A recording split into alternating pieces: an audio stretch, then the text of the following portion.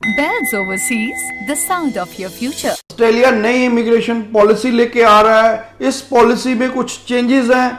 वो क्या चेंजेस हैं? सबसे पहले जो बड़ी चेंज है वो ये कि वो जो आपको 485 में वर्क परमिट अप्लाई करना पड़ता था वो अब अप्लाई नहीं करना पड़ेगा जब ये पॉलिसी इंप्लीमेंट करेंगे।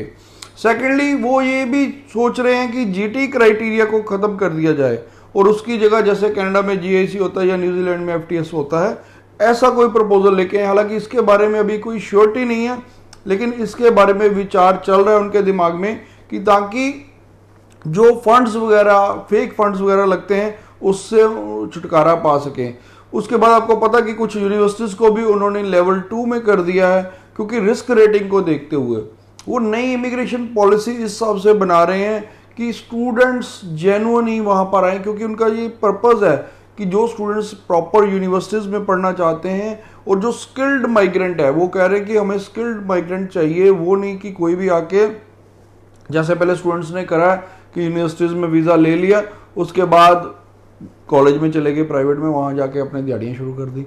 उनको वो बोले अब इमिग्रेंट्स नहीं चाहिए, उनको जेन्युइन स्टूडेंट्स चाहिए, बोनाफाइड स्टूडेंट्स जो जेन्युइनली पढ़ना चाहते हैं।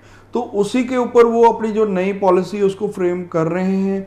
उसमें ज़्यादा वो रोल कर रहे हैं कि मैकेनिज्म क्रिएट किया जाए कि उस मैकेनिज्म के तहत ही वो चले, क्योंकि उतनी ऑलरेडी उन्होंने 12-13 यूनिवर्सिटीज़ को लेवल 1 से लेवल 2 में लेके आ गए।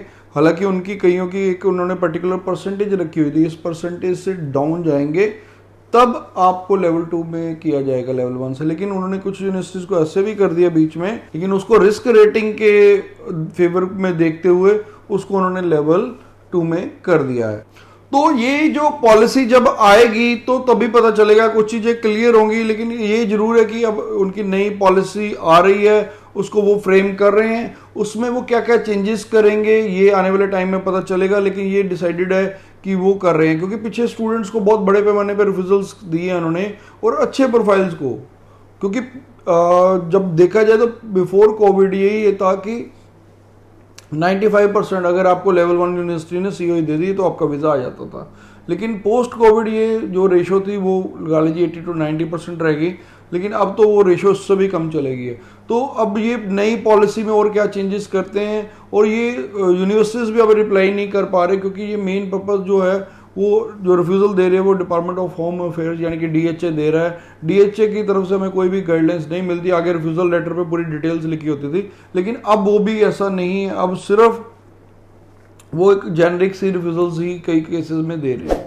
तो फिर भी अगर जैसे कोई इन्फॉर्मेशन आती है हम आप तक पहुंचाएंगे। आप इस चैनल को सब्सक्राइब करके रखें ताकि आप तक ये सारी नॉलेज पहुंचती रहे। हाँ, ये हमारे सोशल मीडिया पेजेस है जिसमें आप अगर हमें फॉलो करना चाहते तो इन पे कर लीजिए। इसमें मैं ऐसे ही छोटे छोटे डिटेल्स और इन्फॉर्मेटिव वीडियो देता हूँ, जिसमें मेरा प्रमोशनल कंटेंट नहीं रहता, सिर्फ इन्फॉर्मेटिव कंटेंट है। तो आप इसको फॉलो करके आप वेल इन्फॉर्म्ड रहेंगे, और जो भी कोई नई अपडेट आती है इमिग्रेशन से रिलेटेड तो हम आप तक जेन्युइन और ऑथेंटिक इन्फॉर्मेशन हमेशा पहुंचाते रहेंगे।